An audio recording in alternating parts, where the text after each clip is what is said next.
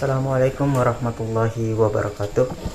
Bismillahirrahmanirrahim. Salatu wassalamu ala asyrafil anbiya'i wal mursalin Sayyidina Muhammadin wa ala alihi washabihi ajmain, amma ba'd. Perkenalkan, nama saya Ahmad Fadli Ghazali, program studi Hukum Ekonomi Syariah semester 1, mahasiswa dari Sekolah Tinggi Agama Islam Negeri Majene. Baik, pada kesempatan kali ini saya ingin membahas mengenai materi-materi yang kita pelajari pada pertemuan mata kuliah Teknologi Informasi Komunikasi. Pada materi-materi yang ingin saya sampaikan pada hal ini hanya pada gambaran umumnya saja. Baik, kita langsung pada pembahasan materi pertama, yakni konsep teknologi informasi dan komunikasi. Teknologi informasi dan komunikasi adalah segala kegiatan yang terkait dengan pemrosesan, pengolahan, dan penyampaian atau pemindahan informasi antar sarana atau media. Secara terpisah, teknologi informasi digunakan untuk mengolah informasi, contohnya seperti komputer, sedangkan teknologi komunikasi digunakan untuk memindahkan informasi dari sumber ke penerima, contohnya seperti televisi dan telepon. Maka dengan demikian, teknologi informasi komunikasi mengandung segala yang terkait dengan proses manipulasi, pengolahan, dan pemindahan informasi antar media. Materi yang kedua yakni konsep jaringan komputer. Jaringan komputer adalah sebuah sistem yang terdiri atas komputer dan perangkat jaringan lainnya yang bekerja bersama untuk tujuan bersama. Jaringan dibagi menjadi dua, yaitu pada hardware atau perangkat keras seperti monitor dan keyboard, dan software perangkat lunak untuk mengolah data seperti Microsoft, Excel, PowerPoint, dan lain-lain. Salah satu manfaat jaringan komputer ialah kelompok kerja berkomunikasi lebih efisien. Materi yang ketiga yang kita pelajari pada pertemuan mata kuliah yaitu mengenai konsep Learning Management System atau disingkat dengan LMS. LMS adalah perangkat lunak untuk memfasilitasi kegiatan belajar mengajar. LMS ini berbasis aplikasi dan platform web, sehingga memudahkan para dosen dalam merencanakan proses belajar online. LMS juga memudahkan mahasiswa untuk mengakses konten atau materi perkuliahan dari mana saja dan kapan saja. Untuk contoh penggunaan LMS yang sering digunakan oleh perguruan tinggi seperti CV Maedlink, Google Classroom, Moodle, dan Schoology. Kemudian pada materi berikutnya ada Microsoft Word. Microsoft Word adalah perangkat lunak atau aplikasi pengolah kata. Microsoft Word ini digunakan untuk hal surat menyurat seperti karya tulis ilmiah, skripsi, makalah, surat permohonan, dan masih banyak lagi mengenai surat menyurat.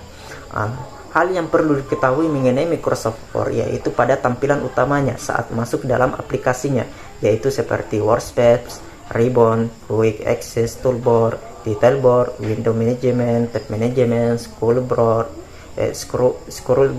Status Bar, Rules, Text, Cursor, Preview, dan Account and Share. Namun pada Microsoft Word hal yang paling utama untuk kita ketahui yaitu pada pengerjaan suratnya, yaitu ialah pada ribbon yang terdiri atas menu file, home, insert, basic, layout, reference, mailings, review, dan view. Berikutnya yaitu materi mengenai Microsoft Excel. Microsoft Excel adalah perangkat lunak yang memungkinkan pengguna untuk mengolah dan menghitung data yang bersifat numerik, sehingga manfaat dasar dari Microsoft Excel ini ialah kita tidak perlu melakukan perhitungan dan pembacaan data berbentuk angka secara manual. Contohnya, apabila Anda ingin menjumlahkan angka pada sel A2 sampai ke sel A10, maka gunakanlah rumus sum, yaitu sama dengan ketik sum dalam kurung A2 titik 2 AM6 tutup kurung kemudian enter, maka otomatis jawabannya akan muncul pada lembar kerja. Materi berikutnya yaitu mengenai Microsoft PowerPoint. Microsoft PowerPoint adalah perangkat lunak pengolah presentasi untuk dokumen maupun karya dalam bentuk slide. Fungsi utama dari Microsoft PowerPoint adalah sarana presentasi yang sangat berguna dalam bidang pendidikan, ekonomi, bisnis, dan masih banyak lagi. Fitur PowerPoint yang juga perlu untuk dikenal dalam pengerjaan slide yaitu menu file, home, insert, decide, transition, animation, slideshow, review, dan view.